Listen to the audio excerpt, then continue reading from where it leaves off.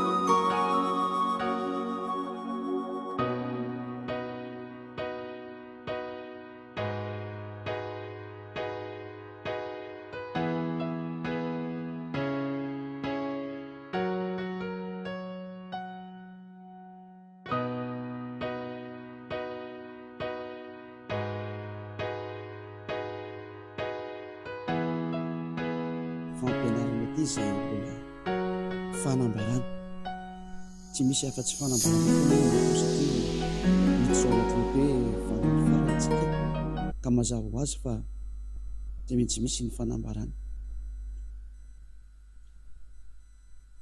Milohan'izany endry izany nefa aloha dia andao indray tsika ary hivavaka ametraka ny tendretra eo ampelantanan'ny dada Malala Yayava sy ilay mpaminany malalan'izay tiany, ilay zanany malalany dia Yaosoa.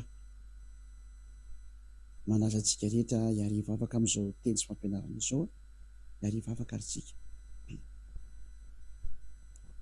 Misaotra-betsaka dada Malala Yayava noho ny amin'ny teninao sy ny fampianaranao dia izao anio izao indray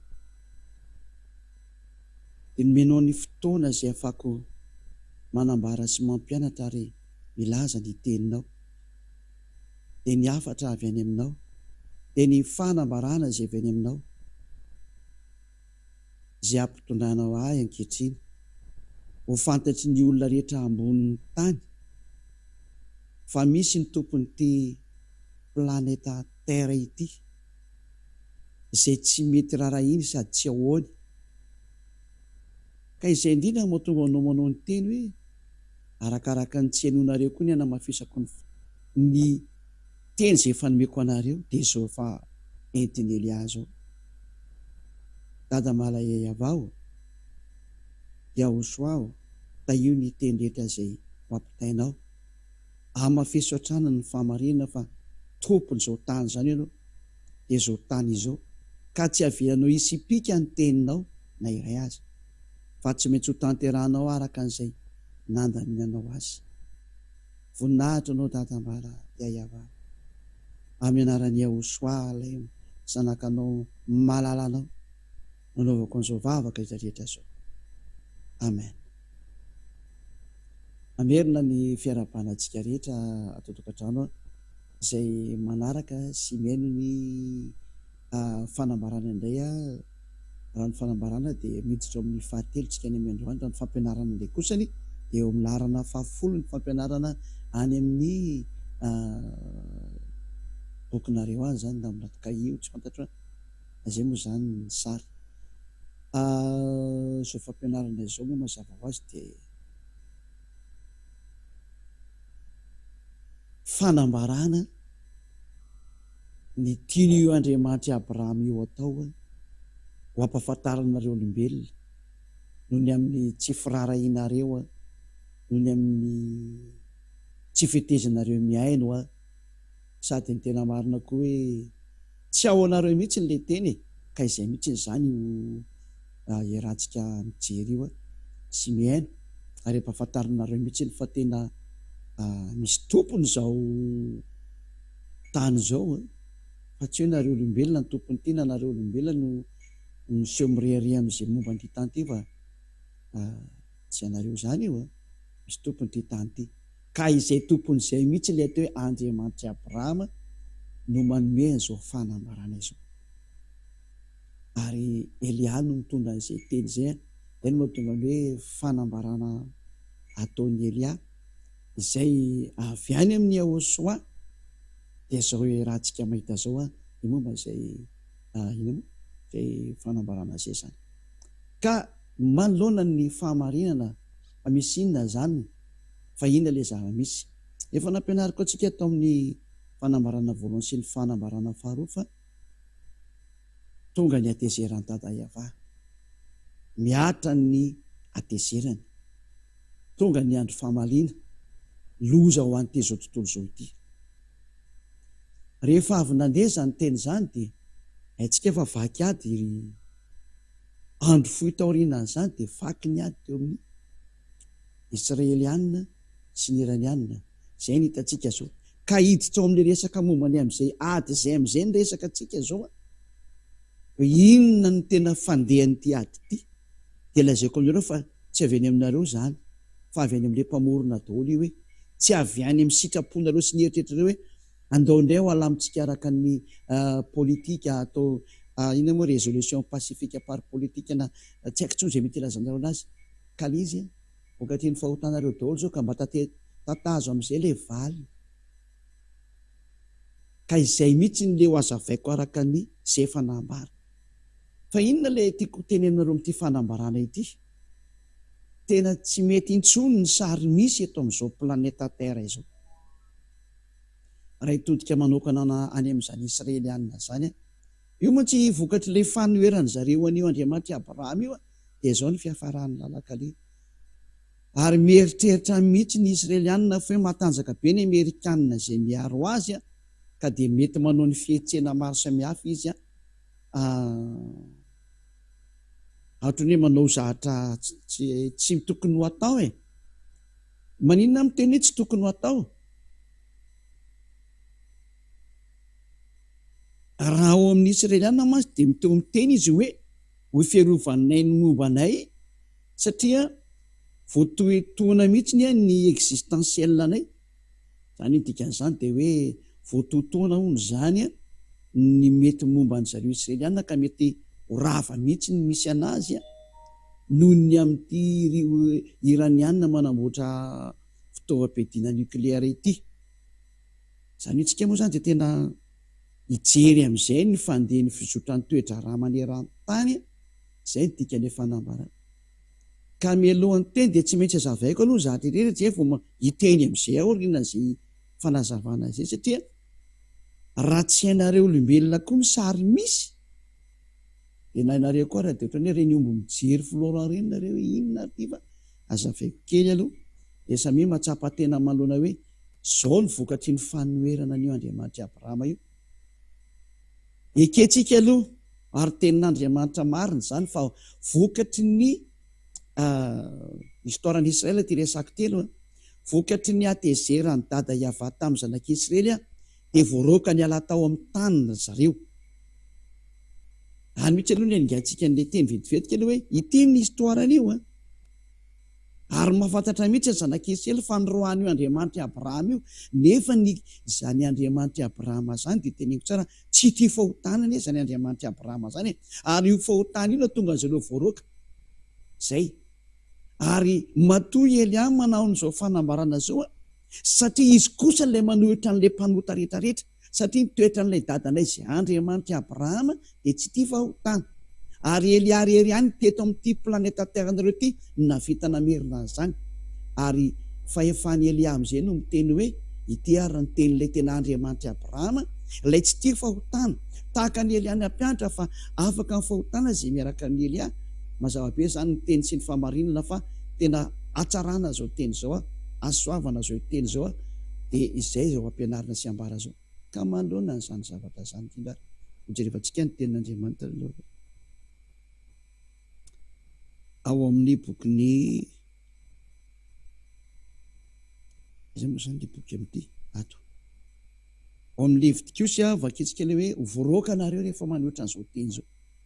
Levitikosy 5:20 miainga aty mihitsy ny tsika. Levitikosy 5:20 dia manomboka amin'ny aiza moa zany eo manomboka amin'ny eo amin'ny 14 io amin'izay. Levitikosy 26:14 no jerevantsika zany. Fa raha tsy miheno ahy kosa ary nareo ka tsy mankatoa an'ireo didiko rehetra reo nareo, fa amaivonareo ny didiko na alan'ny fananareo ny fitsipiko,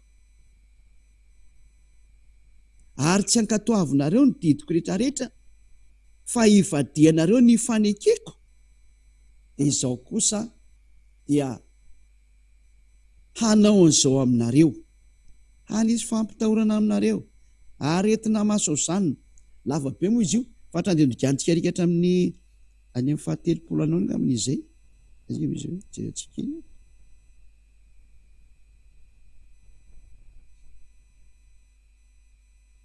Andiny faraka amin'ny 30 no idirantsika amin'izay. Ka dia ho ravako ny tanànanareo, manoko andiny faraka amin'ny 30 indray zany tsika zao. Ka dia ho ravako ny tanànanareo, ho ataoko lao ny fitoerana masina anareo, tsy amboloiko ny hanitra ankasitrahana, any hoe tsy mila miaino izay ataonareo ary ho ataoko lao ny tany ka ho talanjona ny amin'izany ny fahavalonareo izay monina eo, ary ianareo dia ho aheliko any amin'ny jentilisa, izay mihitsy ny zany. Ka dia ny taninareo dia ho lao, dia natsoaka sabatra mety manenjika anareo za, ary ny tanànareo dia ho rava. Niatra tamin'ny zanak'Israely izay zavatra, satria na elin'Andriamanitra nanerana izao tontolo izao izy dia eo Andriamanitra anazy io dia ny Andriamanitra Abrahama na eliny nanerana an'izao tontolo izao.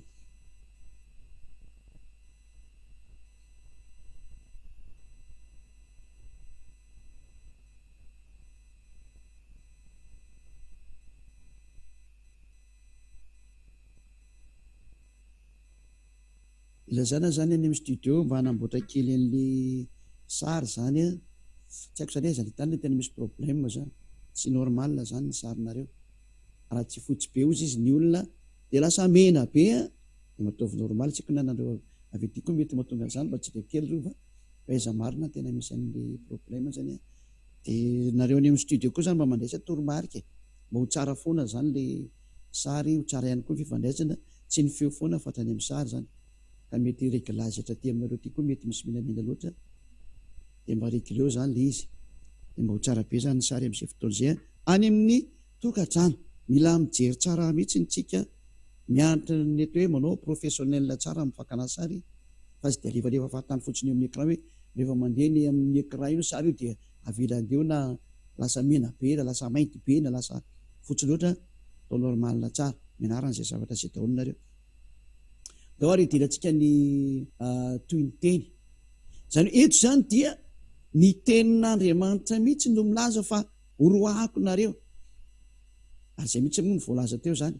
hoe oroahako nareo de niala de toy foana zany zavatra zany de ny farany n'izy niparitaka mandeha tany ilazana moa zany ny teknisiana fa tapatapaka be mihitsy le connexion nareo zany raha nitazako maso eto zany ireo hoe tena tapatapaka mihitsy le connexion nefa tokony tsy ho tapaka mihitsy connexion fa hitako anazy mba jerena kely zany le zatra mba tsy tapatapaka ohatr'izany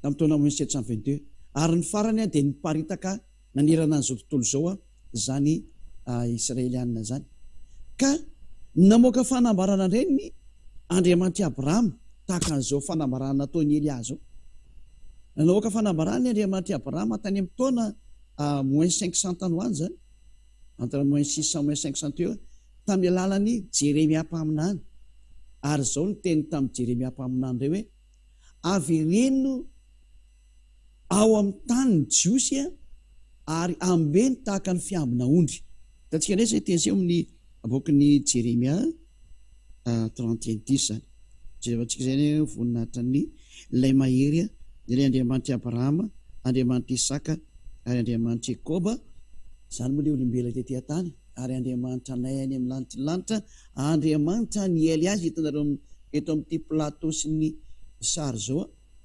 lay ankalainy divoly fa mahafinaritra zay ho any amin'ny lanitra mahita anazy zay de marina zay Jeremia 31:10 ary zay ho any amin'ny lanitra maneran zany Andriamanitra Abrahama tena monjy anazy zany de faly be mihaino an'ny Elias tena mihaino ana reo rehefa teo vonjena fa rehefa tetsipaka any amin'ny elo de aza mihaino efa miteny fa tsisy misangintsony zao Jeremia 31:10 mihaino ny tenin'ny avay ianareo jentilisa ary torio any amin'ny tany amorontsiraka ny lavitrany zany ka ataovy hoe izay nampiheliny Israely no anangona azy indray sady hitandrina azy toy ny fitandry ny mpiandry ondry ny ondriny zay mihitsy zany lalàna hoe zay natonga Israelianareo niparitaka avereninareo kefa samy niparitany Israeliana daholo moa rehetrarehetra zany ary samy nanabababo an'izay azo ny baboana tany dao zao tontolo zao ka niparitaka manerana zao tontolo zao ny Israelianina zava-marina zany izany hoe tany amin'ny taona tanomboka -722 tany ho any tamin'ny androny zareo Asirianina mpanjaka Sargon II tamin'izany fotoana zany de niparitaka ny zanak'Israely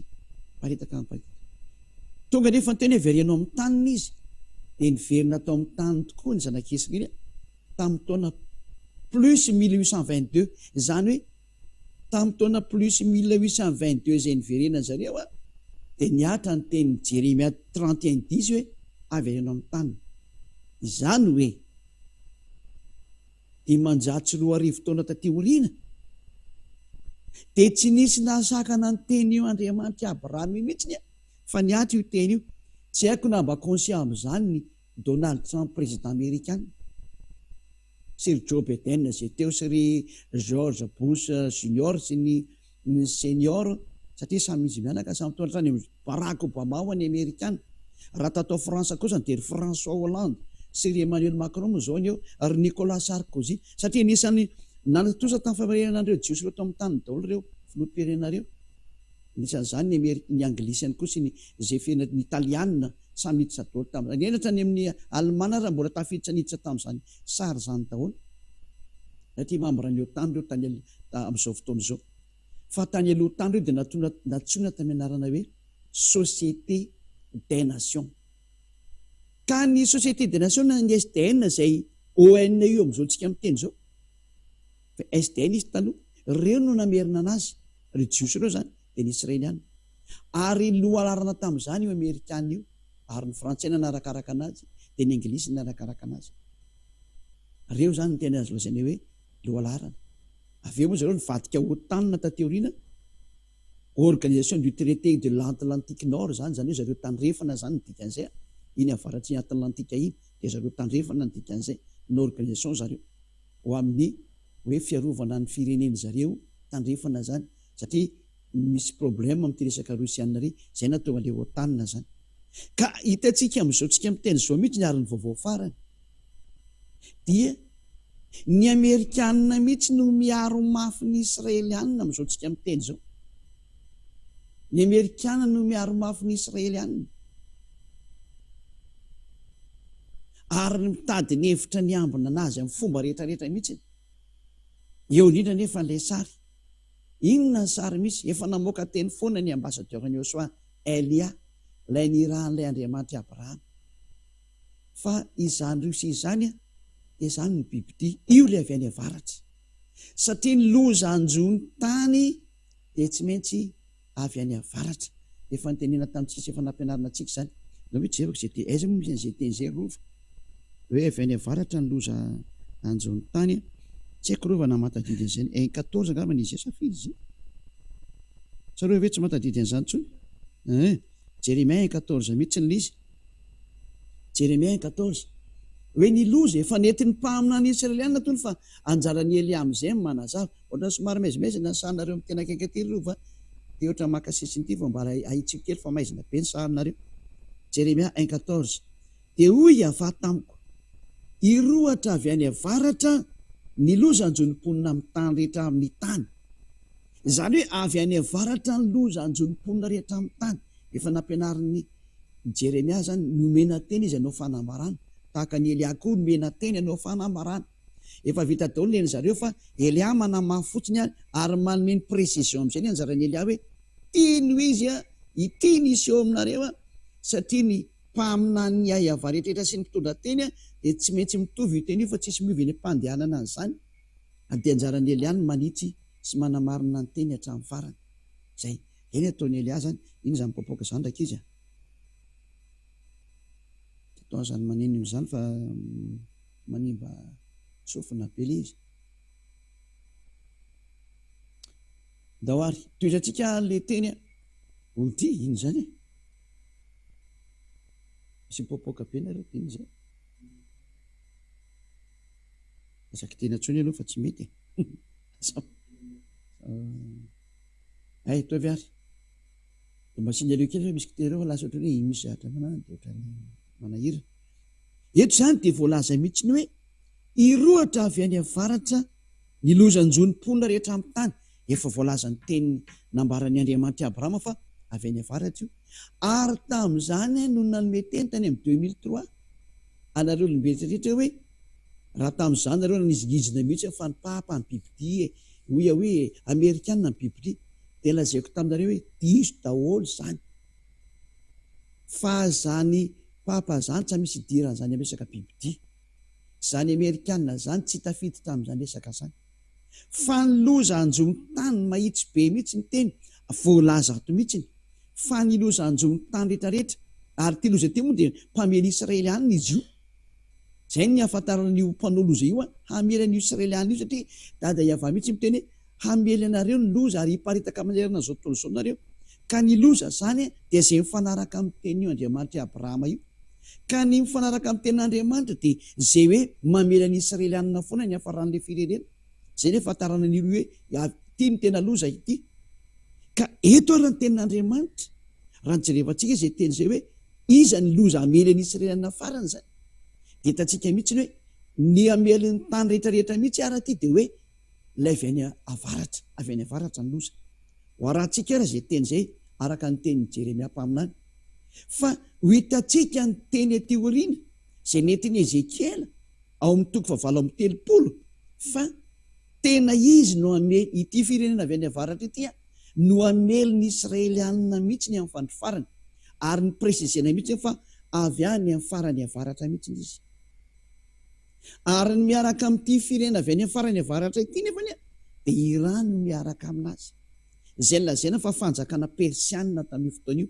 Ary miaraka amin'ity fanjakana avy any amin'ny farany avaratra ity dia ao koa ny pays africain, ny arabo, ny afrikanina, ary ao anatin'izany ny firena tavaratra rehetrarehetra zany. Izay mazava ho azy fa ny firena farany avaratra raha ohatra ka raisitsika ny teny avy anatin'ny soatra masina, mbola ilay Andriamanitra Abrahama navita namerina ny Jiosy ao amin'ny taniny ihany.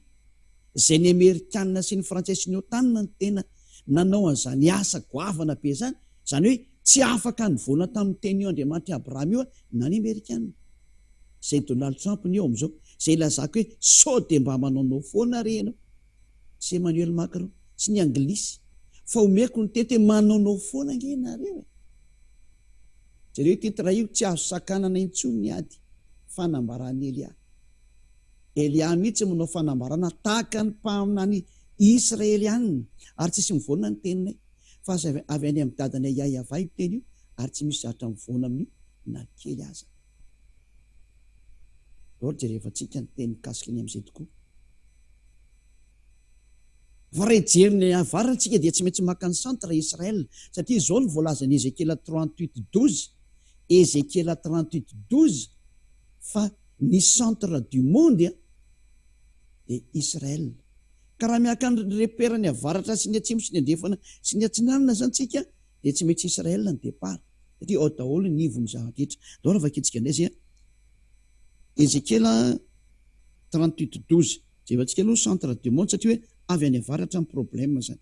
Hamely an'izao tontolo izao, hamely ny Amerikanina, hamely ny Frantsay, hamely ny Anglisy, hamely ny Italiana, hamely ny Allemagne, hamely ny Polonia, hamely ny Ukraine moa dia fio ataony faio.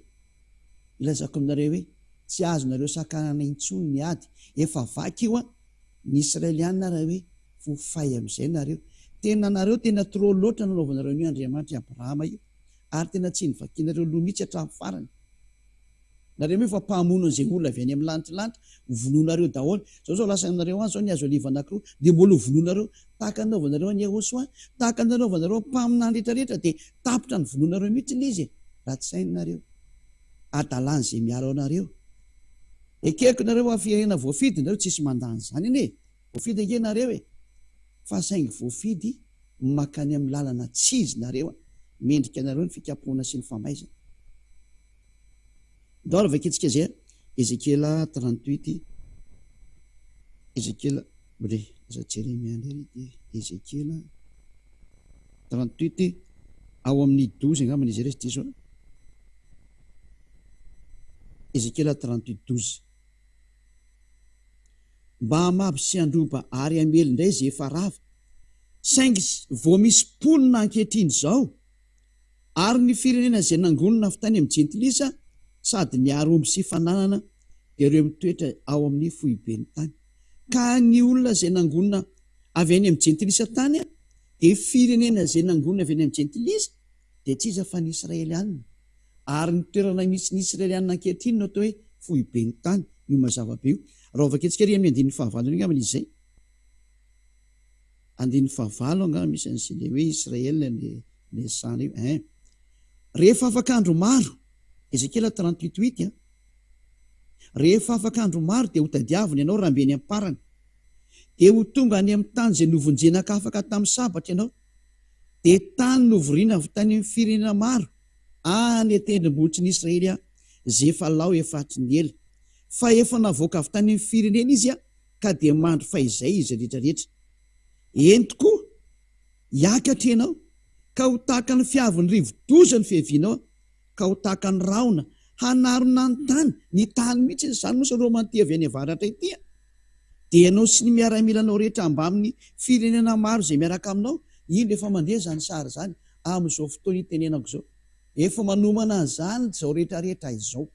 Tonga ny fotoana tsy azo ajanona intsony ny adinareo ry olombelona, didin'ilay dadanay Yahava, ary tonga tao amin'ny Yehosoa, ary ambara ny vava ny Elia izay mitondra ny teny izy mianaka, ilay nanantanteraka an'izany teny rehetra zany hoe avy arendao amin'ny tany ny Jiosy ka nataonareo ry Amerikanina.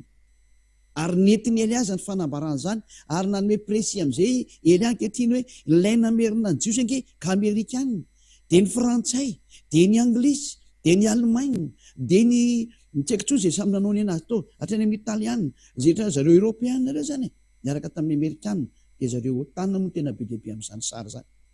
Nataonareo nge zany tsy afa mialana tamin'io tenin'ny dadanay Yahya io nge nareo e, dia ny tenin'ny mpaminarezake niatra taminareo e, dia tahaka ny fahampiarana an'ireny koa. Tonga koa Elia mitondra ny teny tahaka nataon'ny Jeremia, tahaka nataon'ny Ezekiela, manamafy indray Elia hoe izao ny trano io indray. Nanome précision amin'izay Elia fa ny foibe ny tany eto dia Israel.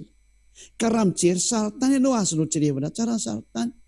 Na jereva ao mapy anareo izay manana ordinateur na telefona, misy mapy ao anaty telefonareo, dia jerevo ny avaratry ny Israel, fa io le centre du monde araka ny Ezekiela 38:12, fa ny avaratra ny Israel farany avaratra dia tsy iza fa Rosia. Mbola ho tsindrina fa avy any amin'ny farany avaratra io. Naovaka itsika ry Ezekiela 38:1, 2, 3, 4 ary avy eo dia andingana any amin'ny 15-16 tsika ho hitantsika ny toyiny. Ezekiela 38 manomboka amin'ny 1. Ary tonga tamiko ny tenin'ny ava, Ezekiela 38:1, 2, 3, 4 dia mandingana any amin'ny 5-6-7 tsika, dia avy teo tsika makany amin'ny 15 eo ngama dia 16 dia 17 any le tantsika anazy hoe amin'izao farany izao, rehefa tonga ny andro farany, ary rehefa miteny hoe fa tonga ny farany fa tsy ny andro farany intsony, tonga ny farany.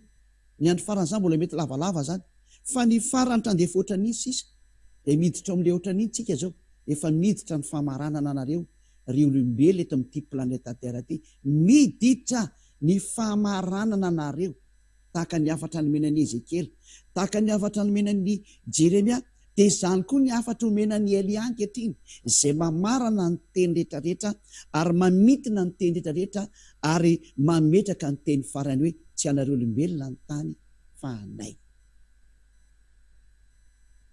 Dia ny dadanay Yahya sy Ahosoa ilay Andriamanitra Abrahama, ilay nataonareo tsinitsinina sy tsy nirarahinareo ary modinareo fanina, fa tsy azonareo ilana intsony ny teninay. Fa zany ny teny avy anareo tena mpamoronareo dia ilay Andriamanitra Abrahama. Andao ravaka itsika. Tonga tamiko ary ny tenin'ny havanana hoe ry zanak'olona, manandrifia ny goga avy any amin'ny tany magoga. Reto ilay taranaka Amasema ary Jafeta tamin'ny fotoanandro ny reto tenen'ny eto reto. Ary izy eto moa zany dia tena firenany avaratra ny dika izay, ary ny tena marina dia voalaza eo fa any amin'ny farany avaratra ny misy andreo dia tsy iza zany farany avaratra zany fa Rosia. Ny teny gasy moa dia nanametraka avy hatrany mihitsy hoe Rosia io, ny teny frantsay Rosia io, ny teny anglisy dia ny teny hoe Rosia io, satria mahitsy be kosa n'ilay teny.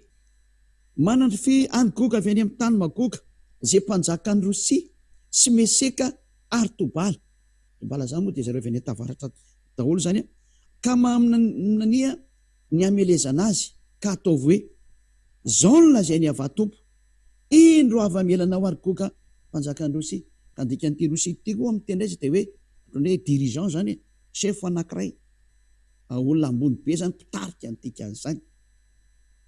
Ary Tobala, hitarika anao ka nisy masom-by ny valany ranonao. Tena marina zany, misy ohatrany sary hafahafa mipetraka eto. Hitarika anao ka nisy masom-by ny valany ranonao. Inona dikan'izany? Ny zatra asiana valany rano zany, asiana masom-by amin'ny valany ranony, zatra tsy mety mivoaka. Lozika be mihitsy tsy mety hivoahan'ny Rosia ary mody adala be ireo Rosianareo. Tapatapahana any amin'ny zareo any eo dia zatra tsy olana mihitsy hatramin'izay, fa tokony nijerevana kely inona ilay problème. Toetsika aloha izany ary izy. Dia inona ny antony tsy mety mampivoaka n'ity Rosia ity? Satria mazava azy fa raha vao mivoaka izy dia maty izy. Tsy nareo olombelona ny hamono anazy fa izahay. Ahoana ny fomba hamononareo anazy? Ka zany hoe tsy hidiranareo zany, ny anjarako dia mitantara fotsiny ity no miseho eo mihinonareo tsara, tsy mihinonareo tsara, fa tsy matinareo zany io ry Amerikanina, tsy matinareo zany io ro tany ny tambatra io nareo tena adalana nareo ray ady amin'ny Rosia nareo. Mahitsy be ny tenin'ny Elia, mitondra nareo any amin'ny fanampitena nareo ny zahatra hitranga eo. Fa ity Israeliana manafika Iran ity ne tena dana te mitady faty mihitsy tena izy. Inona mahatonga na miteny mitady faty? Ndao jereva antsika. Zany rehefa tsy nety ny teny hatramin'ny voalohany. Zany rehefa tsy nety ny rahanty teny hatramin'ny voalohany ary voa daholo nareo olombelona ambony tany satria tsy manety ny teny zany atao hoe Elia zany nareo. Fa raha manety ny teny zany Elia zany nefa dia misy dikany io anarana hoe Elia io azy misy dikany io fa tsy manety ny nareo mihitsy le izy. Tsy mba nirarahinareo mihitsy le izy. Dia vitanareo nitoy. Satria raha vaovaoka izy dia maty io sy io. Raha vo izy zany dia hiady amin'ny firenena eo dia izy mitolo teny hoe vonoana amin'izay satria io ilay fahavalo farany izay hiady amin'ny Ahosoa igoka mpanjakan-drosia ary izay no nandehanan'ny Elia ity mialohan'ny fotoana satria ho avy Ahosoa. Ka raha vo avy Ahosoa dia tsy maintsy misy mpialoha lalana anazy. Izay no atao Elia. Ary zany mahatonga ny Elia manao ny fanambarana amin'izay hoeninareo olombelona. Na mety aminareo na tsy mety aminareo fa miomaninareo fa tonga ny tompon'ity planeta Terre nareo ity. Ary izy ny tena tompony. Zany mahatonga zao tsy mety hijanona zao tsony.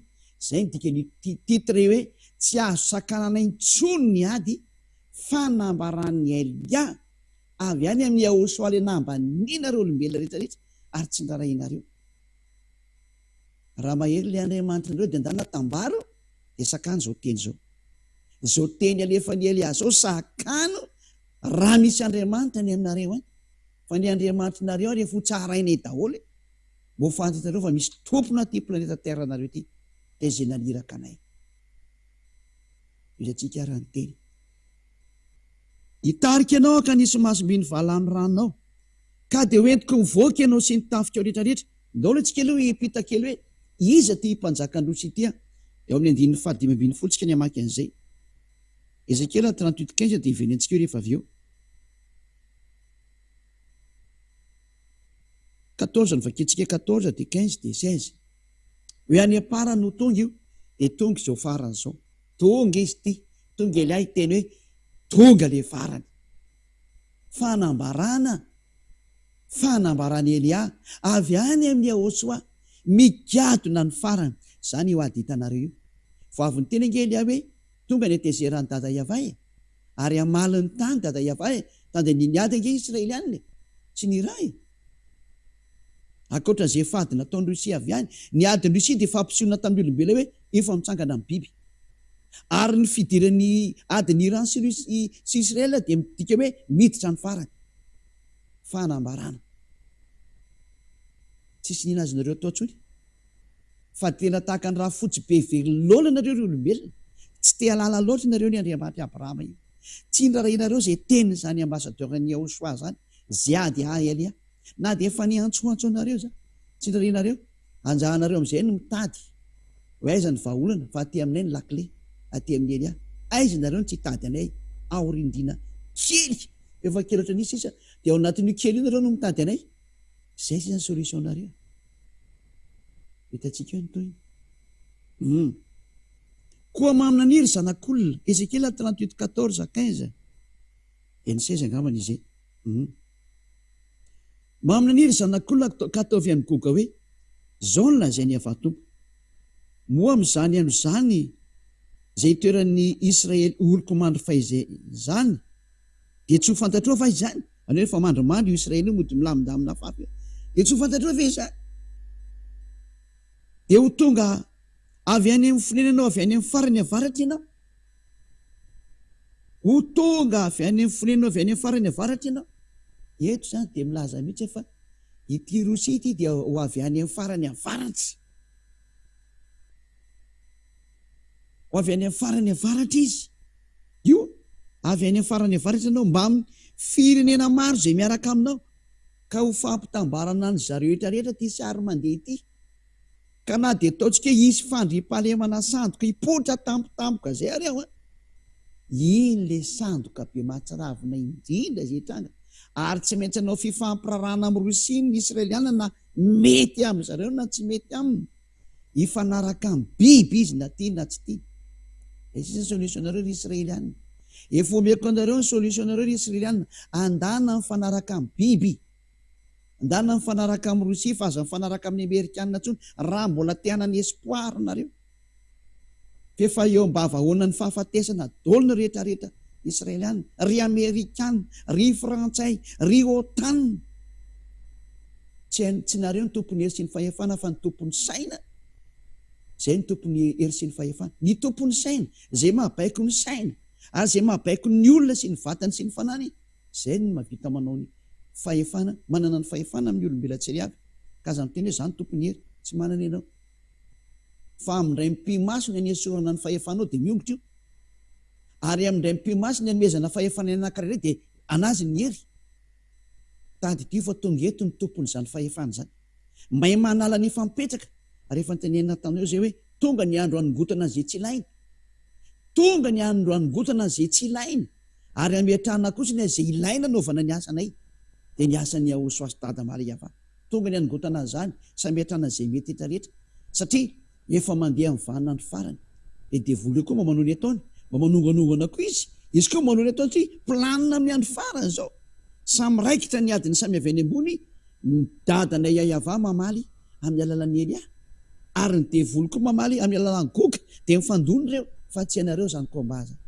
Tsy hainareo zany ary tsy fantatrinareo sady tsy tamin'ny masonareo no tena tsy oampelantanana ny sainareo. Tsy hananareo fahefana koa izy raha teo. Fa izay mahafantatra an'izany resaka izany. Satria hainay ny lalanay ary fantatray ny dianay ary fantatray izay naniraka anay ary fantatray koa ny fahavalonay. Izy koa mahafantatra fa mody fanina. Fa zay tsy mody fanina fa nay itsinay satria efa hainay mihitsy ny izy. At izy mizesitra be hoe mahery be olo izy dia mamody fanina. Mahampime be mihitsy. Ndao ary mba amin'ny firenena maro izay miaraka aminao, izay samy mitaingin-tsoavaly, dia olona maro be sy miaramila betsaka. Ary akatra hamely ny Israely oloko tahaka ny fiakatry ny rano hanarina ny tany ianao. Any ampara no tongo izany.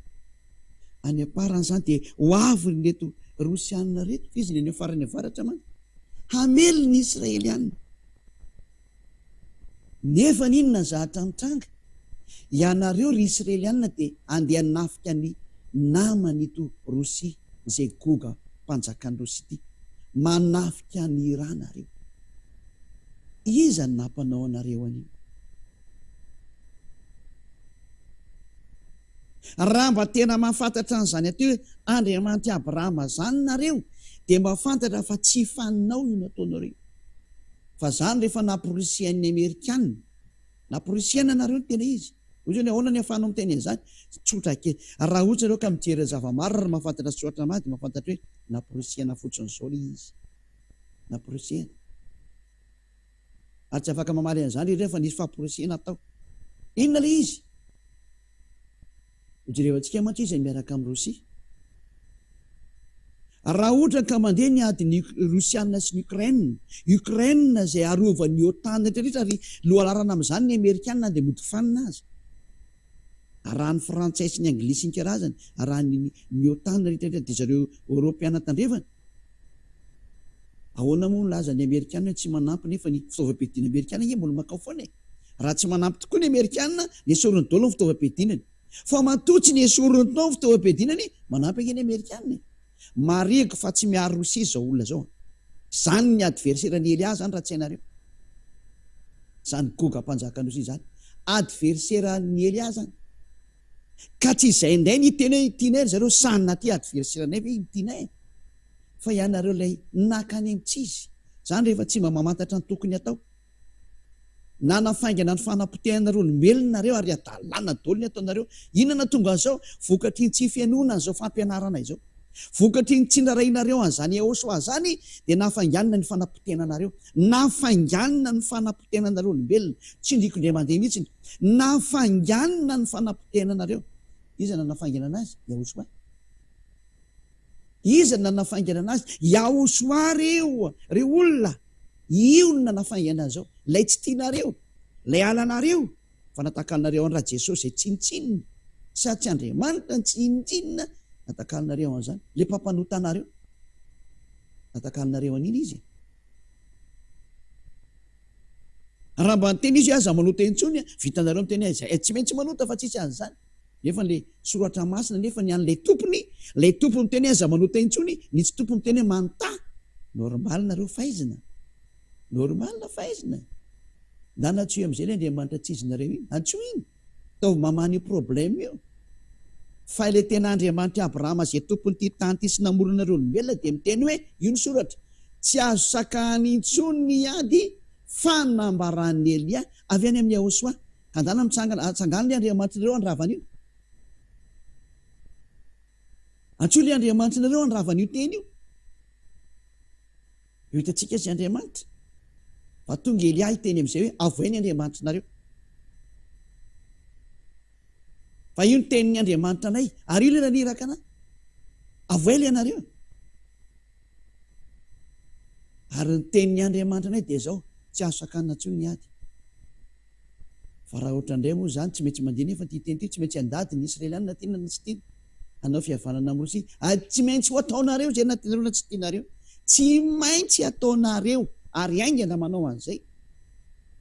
Mba hidira le fandriam-pahalemana sandoka zay nieritreretinareo. Tena loza. Zava-doza. Amin'ny fotoana manao ahoana?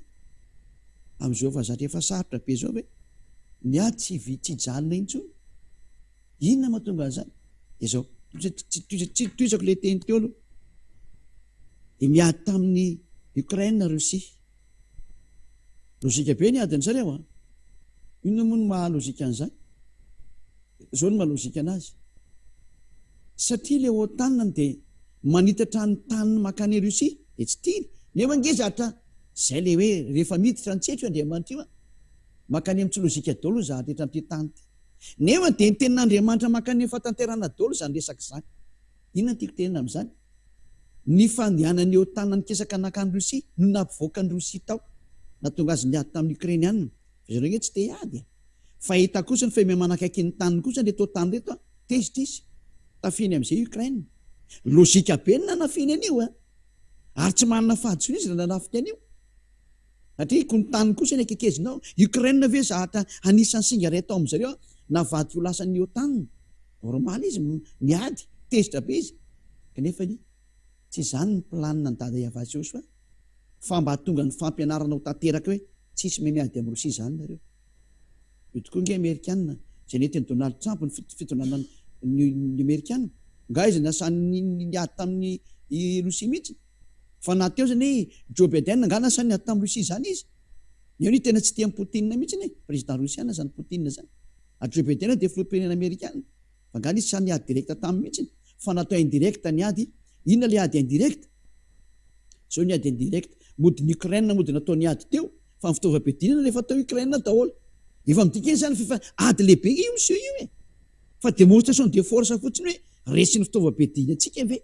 Sa tsy resin'ny fitaovam-piadinantsika raha le fa Ukraine ny aditsika zany, izy misolo tenantsika. Zay le hoe guerre par procuration.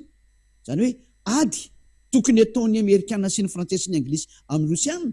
Fa tsy saniditra izy fa nitsapatsapainy Rosiana dia nalefa tao Ukraine ny fitaovam-piadina hijerevana ny herin'ny Rosia. Kanjo nataon'ny Rosia fay. Nataon'ny Rosia fay mihitsy ny Ukraine. Ina tonga namiteny hoe tsy alenareo ve ry Ukraine miverina any amin'ny zafikely-nareo fa zafikely-nareo io misy hoe anareo nge tsy ho amelan'ny Rosia raha tsy latsany. Anazy engenareo e. Tena adalàna mihitsy nataon'ny président Zelensky. C'est de la folie totale ozy ny vazaha. Adalàna tanteraka mihitsy zany hoe niady amin'ny Rosia zany ka andeha araka amin'ny OTAN. Tena tsy fahendreny. Saingy samy tsisy mahafantatra tenin'Andriamanitra daholo moa nareo ka dia tsy hita izy ho tenenina. Tsy ianareo le Andriamanitra Abrahama, nefa anareo dia milaza fa mivavaka daholo. Zay nge le mampibebe aminareo e. Mivavaka nefa tsy mahafantatra ny tokony atao. Io nareo fa niady. Rehefa hitan'ny Amerikanina amin'izay fa manomboka ho resy amin'izay ny Ukrainianina. Nefa ny ty Rosia ity dia miaraka amin'ny Iran. Hoe koa ny teny mikasikany amin'izay. Dia izay nahatonga anazy nasain'ny daroan'ny Israelianina avy hatrany Iran. Zany resaka zany na dia misy anafina an'izany tahaka ny ahoana. Izay hoa tsy azo anafenan-jahatra fa izay mpamaky-pantsinana ny zatra ataonareo olombelona any. Zany ny sary nataonareo. Natonga ny Elia avy hatrany nitsangana hoe adalàna. Adalàna. Fa inona ke ny voasoratra anatin'ny bokinareo ry Israeliana? Nareo Amerikanina milaza fa mivavaka. Nga nareo tsy mba mahafantatra nyity teny teo anatin'ny baibolinareo teo anatin'ny sefer taona ary nareo rosianina koa moa dia efa nareo dia efa tsy maintsy manao ny ataonareo. Inona ny voasoratra anatin'ny bokinareo fa mbola tsy nijerevanareo nga tonga ely apa fantatra nareo hoe tsy azo sakany intsony ny teninay. Nareo ihany nampiditozan'ny tenanareo. Ezekiela 38 ivenentsika amin'izay ny 4 sy ny 5 zany satria efa etsika hoe veny avaratra izy ary amin'ny andro farany niatongavan'ny Rosia raikitra ny ady nisy makany an'Israël dia nareo ve tsy eritreritra fa efa tezitra be mihitsy ny Rosia amin'izao ny mikasika ny Israël izay nitifitra ny Iran io. Haintsika tsara efa ny fifandraisan'izany Iran zany tamin'ny Rosia. Iran no namatsy an'ny Rosia tamin'ny alalan'ireto drone be dia be reto. Iran koa namatsy an'ny Rosia n'ity resaka misy tsy haiko na nazo misile azy ireo na tsy dia haiko tsara fa raha le drone saidy tena ny Iran mihitsy ary tena nasian'ny Iran usine mihitsy ny ara fanamboarana an'io drone saidy io ao Rosia mariky ny fampiarahany zareo. Fa nareo hoe tena tsy mamandinika mihitsy ny azany sary zany nareo moa manambany tenin'Andriamanitra Yahoshua moa novainareo Jesosy fotsiny zao normal na ngely izy normal nareo manao foana ianareo no napidibingo ny lalakala ianareo. Andao jerevantsika ny teny Ezekiela 38 4 5 6 7 taovaka itsika ary Ezekiela 38 4 5 6 7 ary tarika anao ka nisy masobiny valano ranonao dia hoentiko mivoaka ianao sy ny tafika ao rehetra dia ny soavaly sy ny mpitaingy soavaly samy mitafy marevaka izy rehetra dia olona maro be mitondra ampinga lehibe sy ampinga kely ary samy mitantsapatra miaraka aminao ny persianina. Tsy iza ny persianina fa zao iranianina amin'izao tsika miteny zao ary tsy iza ny medianina fa Iraka le vavy nivolonareo teo ry amerikanina ny président zay teo Saddam Hussein laza venareo fa faly amin'izany reo irakianina ary fantarany fa arabo an'ireo dia tariky ny arabo silamo daholo ireo ary aza mananteny nareo ry amerikanina fa tianareo zany ny arabo zany angeka tsy m'existe ao anatin'ny sain'ireo zany fitaka daholo izay nataony taminareo ry amerikanina fa tsy misy arabo zany ho tianareo zany novinovino zany angeka tsisy. Totoizantsika ny teny fa efa voasoratra daholo na ny ady sy ny lolony eo amin'ny saminareo rehetrarehetra hoe israeliana sy arabo io efa voalaza daholo anie zany ny dadako izay maniraka ankehitriny no teny aminareo hoe zao daholo efa misy tany ary ny hoavy zao tantaraiko anareo zao miteny ny hoavy indray hoe ity ny hoavy eo aminareo indray ary efa nitondroko daholo ny firenena izay tsy mba nitondrona tamin'izany hoe izy ary ty resahana ity anjaran'ny Eliana no manondro hoe retsy daholo zany sary zany. Ary ny persianina ny etiopianina sy ny libianina nga moa tsy pays africain zany aminareo jereo ny afrikanina efa miaraka amin'ny izy moa miaraka amin'ny i Rosia amin'izao tsika miteny zao ary efa sany ny afrikanina ngely manohitra anareo otaniny raitsika fotsiny amin'ny fihetsiky ny Traoré dia président Burkina Faso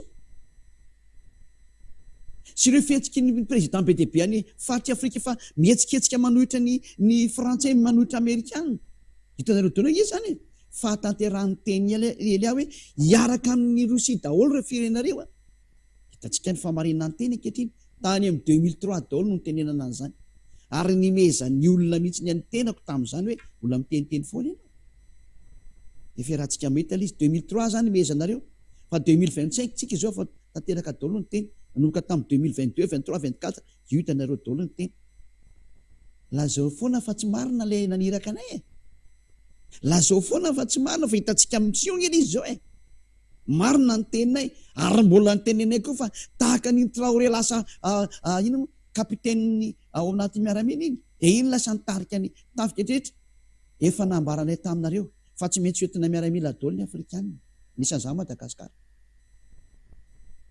tsisy hevitra tsony zany didimidina zany any amin'le mpamorona anareo elahy tsy mifidinizaniza fa rehefa teny midina dia tsy maintsy arahany be sy ny maro ary tsy maintsy tanterahana zany teny zany miala rehefa voateny ka tsy izy ianao tao anatin'izany teny zany dia miala ianao midikan'izay miditra ny farany tsy maintsy mandeha ny fanatanterahana ny teny ary didina ny mpanatanteraka ny teny tsy maintsy manao ny asany tsisy nina azo atao tsony zao Retsika ny teny. Samy mitondra pinga lehibe sy fiarovan-doha avokoa. Gomera koa mba miaramila ny rehetra. Dia ny Togarma avy any amin'ny farany avaratra mba miaramila ny rehetra. Dia firenena maro izay miaraka aminao. Reo ilay hiaraka. Ny tavaratra rehetrarehetra hitanareo amin'ny sary tany iny. Rosy ny mpitarika anazy. Miaraka amin'reto firenena arabo reto. Miaraka amin'ny firenena afrikana rehetrarehetra. Ary miaraka aminazy koa ny sinoa.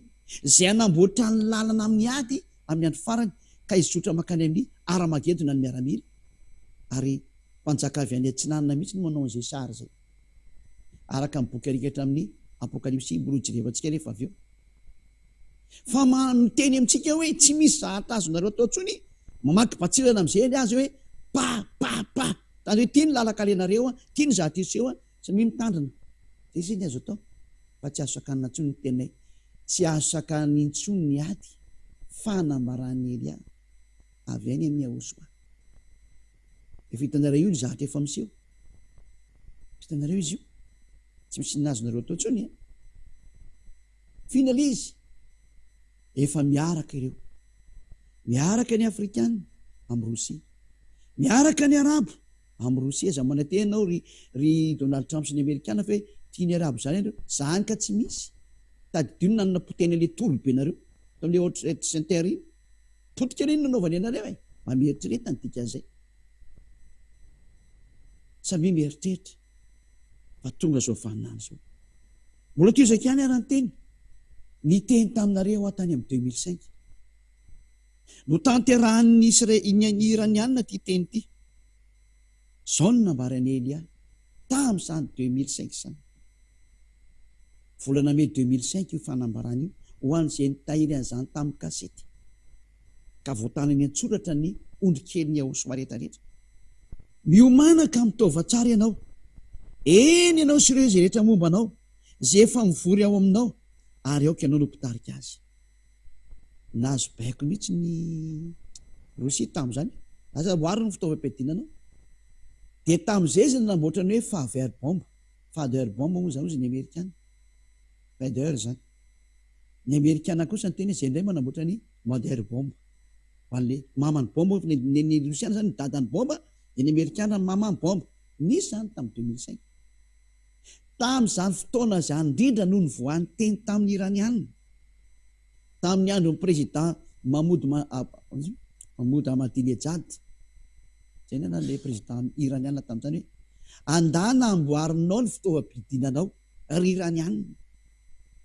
Tena nahitsy be mihitsy ny teny andana amboariny bombanao nucléairanao ry Iranianina. Tamin'ny 2005 izy nazo an'izany baiko izany. Raha volana May no teny an'izany ny ambassadeur-ny Ahosoa. Tamin'ny 2005. Volana May 2005. Volana Septambra 2005 raha natadidy tsara izay nahinao izany fampianarana izany.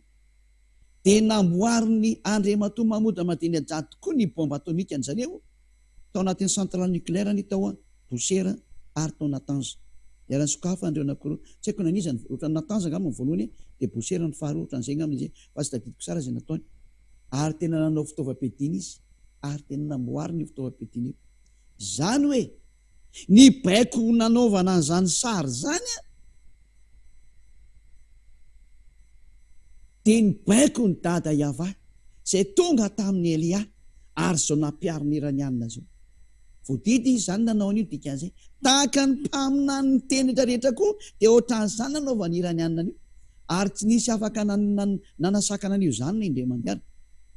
Fa efa tonga amin'izay ty farany ity dia mikitika an'izay tsy tokony kitihana amin'izay reto Israelianina adaladala reto. Raha baiko avy any amin'ny dada Yavady koa ka tsy afaka nikitika ny AIEA tao anatin'izany fotoana lavabe izany. 20 taona tsy afaka nikitika ny AIEA. Na dia ny zanony sakana io zavatra io tsy afaka nikitika. Jereo ny loza amina tambo miseho. Ilay Israelianina izay tena azo lazaina hoe niaraka tamin'ny dada Yava mihitsy no nidaroka bomba n'ilay Iranianina izay nahazo an'ilay baiko hoe amboary ny bomba anareo. Izany hoe verina indray ny sary taloha. Ilay Israelianina foana tsy mety manoatra ny dada Yava. Ary namporisika anazy dia ny Amerikanina. Ilaza venareo ny Amerikanina fa tsy ho fay. Raha tsy mahita io dada Yava io dia tsy fainareo. Ary raha jamby dada iava io zany dia tsy fainareo, ary raha marena izy dia tsy fainareo, ary raha ohatra izy ka tsy maheno dia tsy fainareo, ary raha tsisy tanana izy dia tsy fainareo, ary raha ohatra izy ka tsy afaka mikapoka ny tanana dia tsy fainareo. Fa raha ohatra kosa izy afaka mijery ka mahita anao, ry Amerika, ary raha afaka mandry izy ka mandre anao, ary manana tana izy ka afaka mitsapoka anao, dia ho avy aminao zao loza zao, hijeriny ny masony ka hamely anao izy, ry Amerikana. Iaino ny sofiny ka hamely anao izy, ry Amerikana. Ary ho tezitra ny tany amin'ny fahavinirana ka tena hidaroko anao izy, ry Amerikana. Noho ny amin'ny nanonao ny Israelianina, nanao an'izao adalana mahatsiravina zao, satria teny ny dada iavanina tonga azy nanao an'io, nefa n'izy ny ranao hidaroko an'io. Ary ny motifana nadaronareo anazy izay tsy mitombona mihitsy, fa entina fotsiny anakorontanana an'ilay Rosia izay nasiana navoaka, dia inona nataonareo hoe andana tifiry Iran dia mikorotana Rosia? Tsy misy mikorotana zany, biby aneo ary reo biby ireo tsy mivaky loha amin'izany, fa nao tapitra maty izy menakavy, biby foana. Ary izy tsy maintsy mifampiaro na tianareo na tsy tianareo. Ny biby samy biby dia miaraka automatika ireo. Fa ianareo miseho olona ianareo no potika amin'izany. Tsy azonareo atao inona ireo biby ireo. Fa ny zava-doza dia mitapahanareo ity lalana ity. Ny tenin'ny dada iava mihitsy ny tiany sakanan'ny Israelianina hoe ho tafiana nareo Iraniana dia ho potehana ny bombanareo satria manohitona ny momba anareo. Dikan'izany dia izao hoe ho potehana ny tenin'ilay dada malala Yahva, ilay Andriamanitra Abrahama. Io fa niverina ny tsabaka indray nareo, ny jabaka ozy ny miaramila nakany amin'ny lalana tsy faly. Mbola nareo ihany tiany manohitra ny tenin'ilay dada malala Yahva, ilay Andriamanitra Abrahama. Nefa baiko avy aminy io dia ho hitanareo amin'izay ny lozanjoanareo. Fa nisokatra tamin'ny fihetsikinareo iny ny lozanjoan'ny tany rehetrarehetra ary tsy tana intsony, ary tsy misy fahefana intsony afaka mampijanona an'izao. Fa io dia mandeha tahaka an'ireny sima misika ireny mandra-patateraka hatrany amin'ny Aramagedona. Fa ino nataonareo io Aramagedona io? Fa io dia tsy maintsy mandeha amin'izay, ary didina ny rehetra tsy maintsy mampandeha an'izany Aramagedona izany, tsy azo ajanona intsony, satria nikitika ny zavatra tsy azo kitihana. Aleo lavitra nahita hoe olon-kafa nanao an'izao fihetsika izao tamin'ny Iraniana. Fa ilay Israelianina izay anisany mba teo mba akaiky an'io Andriamanitra Abrahama io tany aloha tany, izy indray tiany nanao foana, satria tsy nety niainon'ilay fanambarana efa ela be fa niteny hoe mba haino iny ity teny ety Madagasikara ety, mba haino iny izao afatra omenareo olombelona izao, mba haino iny ny teny Andriamanitra Abrahama, fa tsisy nety niaino ianareo. Fa fanambanina no asetrinareo an'izany, nefa nitenenareo hoe raha diso io teny io toery ilay fampianarana ary. Fa tsy nahita fanoherana ngenareo ary tsy afaka niotra an'ilay teny ngenareo fa ilay fanaratsiana mandeha ho azy, fanaratsiana tsisy mitombona fa ilay dia ohatran'ilay mpanaratsiny eny ataonareo. Fa iza milaza fa raha manaratsiny ireo dia foana ny famarinana ny teny meny Elia. Ny endry mahita ny loza ka mery, ny adala mandrosika avoa. Fa izao ry Israelianina, hiteny aminao Eliana dia tsy mihaino anazy ianao, tsy rarahiko izany.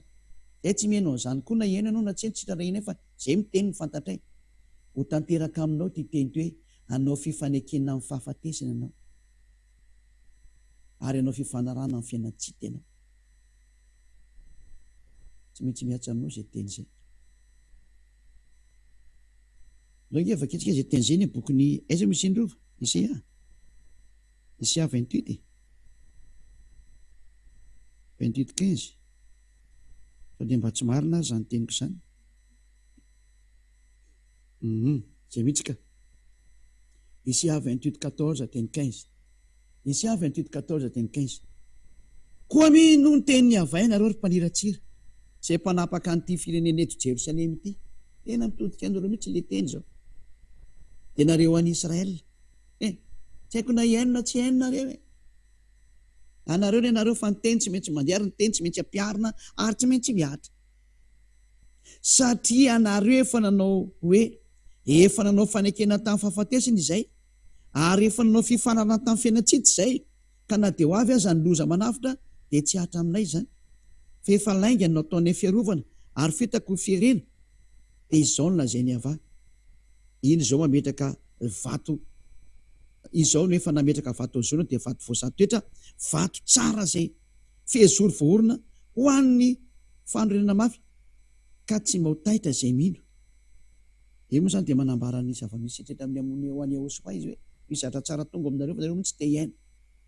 Fa hanao fifanarahana amin'ny fahafatesana nareo ary hanao fifanekena amin'ny fiainantsika. Tsy maintsy ho avy ny andro hifanaraka amin'ny Rosia nareo na teny nareo. Io le fahafatesana io. Tsy vitany Amerikanina zany niaro anareo. Diso adresy nareo. Diso adresy nareo. Ary diso tetika ny Amerikanina hoe rehefa mitifitra iranianina dia maratra ho azy ny rehetrarehetra. Zava-doza dehibe ianao. Fa nanaitra an'ireo ekipa ny rehetrarehetra ireo ianao. Tairinao daholo ireo ekipa hanatanteraka ny ara-magedonareo. Ianao ihany nanaitra an'ireo. Ary iny ny fiandohan'ny fandravana nareo. Zao fihetsika nataonareo zao. Ry Amerikanina sy ry OTAN. Tsy hainareo marina ny herin'izany Rosia izany. Izany mahatonga azy hoe nitaritina ny valan'ny ranony fa tsy te ho faty izy teny izy. Ary raha vao mivoaka izy dia tsy maintsy ho avy Yahosoa hamono anazy. Nefa dia izay mihitsy ny asan'ny Elia, tsy maintsy hamoaka anazy tao. Ary izy tsy maintsy mivoaka na tiany na tsy tiany. Nareo nefa ny tiany lasa ny hazakazaka nandeha aloha ny fotoana dia miandry ny valiny nareo zany. Nareo ny te-hidibingo tamin'ny lalakalenareo dia ndraso ny valiny fa dia ho tonga aminareo tokoa ny valiny. Nareo no naniry loza dia tonga aminareo ny loza. Fa impiry any teny biby ane io e. Efa nampitandriny biby ane io e. Fa tsy mba nisy netiny ihany mantsy. Ary tsy sy ny raharaha le teny dia ho hitantsika ihany ny tohiny. Androany zao vao naheno vaovao tany Normandie ngamba izy resy diso. Ye. Hoe ny saina nisy nikotroka tao amin'ity tanàna ity 30,000 éclairs. Mbola tsy nahitana an'izany 30,000 éclairs zany tao amin'ny tanàna anankiray teto ambonin'ity planeta Terre ity. Tsy mbola misy zany. Raha misy ny kotrokotroka éclair be dehibe ohatran'ny tselatselatra be dehibe mba angamba mahay amin'ny 100 any maximum na 200. Fa ity kosa 30,000 éclairs namela ilay tanàna. Ary ny avandra ny voaka avy any dia ohatra ny baolina hitanao ilay baolina atao amin'ilay kapoana ohatran'izao izy golf. Ohatran'izany ny lehibe ny avandra ny raraka avy any. Goaka daholo ny tafitran'olona tena izay tratran'izany sahirana. Izany hoe mbola tsy fantatra izany nisy maty na velona fa dia izay tratran'izany sahirana. Izany ny fahatanteran'ny tenin'ny Elia zany mandeha izy io. Ary mefy afaka andro vitsy kely dia ahitinareo. Ino ny ty mitranga amin'ity planeta Terre nareo ty fa hitodika nareo ho any amin'ny Elia teny hoe tena marina ny teninao. Ho tadidinareo izay teniko izay. Fa zao nareo mbola hiteny hoe tsisy miaina. Tena izay mihitsy aza misy miaina mety be ilay aza miaina. Fa aminay koa tsy miraharaha izay na iainana na tsy hainy fa izay koa tsy maintsy miteny satria manjary be jera tsy miteny. Rehefa misy zatra amin'izao satria dada Yahva tsy maintsy miteny mba tsy hisy menimenina aminazy avy eo naona izay tsy nampandrenesana. Ka izay ny antony nitenenana. Ka rehefa niteny izay miainareo tsara tsy miainareo tsara ny teny efa nandeha tsy afaka manome tsiny ilay tompony tany nareo. Satria ny tompony tany zao maniraka ny Elia zao. Io hitanareo, hitantsika ny tohiny. Anareo izay milaza fa ny Amerikanina ny mahery, hitantsika ny tohiny. Imezako sady nareo, hitantsika ny tohiny. Fizana namboatra ny saina. Tady ity izay teniko izay. Ary izy ny tompony hery sy ny fahefana. Tady ity izay teniko izay. Fa nampiazakazaka ny zavatra rehetra mihitsy nareo. Ary manomboka eto ny fampianaran'ny Elia. Dia hiopana amin'izay miresaka momba ny amin'izao ady farany izao. Sy ny fiheviany goga, sy ny famatahana rehetra mikasika ny amin'izay. Mandra-pahatonga ny fahatanteran'ny teny rehetrarehetra. Tsy maintsy miditra amin'izay Elia satria mandeha ny fampiarana an'io teny io dia tsy maintsy manazava amin'izay Elia. Ny farana ny teny koa. Izay ny fiarahantsika niaraka tamin'indray tamin'ny teny io ity tao amin'ny laharana 10 dia ny fanambarana 7 izay nentin'ny Elia avy any amin'ny dada Yahva Sosoa izany teny izany. Voninahitra anazy menaka mandrakizay. Engany ka eritreritrinao maheno an'izao teniko izao. Andinika tsara ianao. Fa ny endry mahita ny loza ka mery ny adala kosa ny mandroso kavo. Mba hipetraka amin'ny plasy ny endry ianao mba ho vonjena. Mba hipetraka ao anatin'ny plasy ny teo afana ianao, teo avotana satria tsy misangitro ny ty resaka ity. Mampaleno ny olona maty.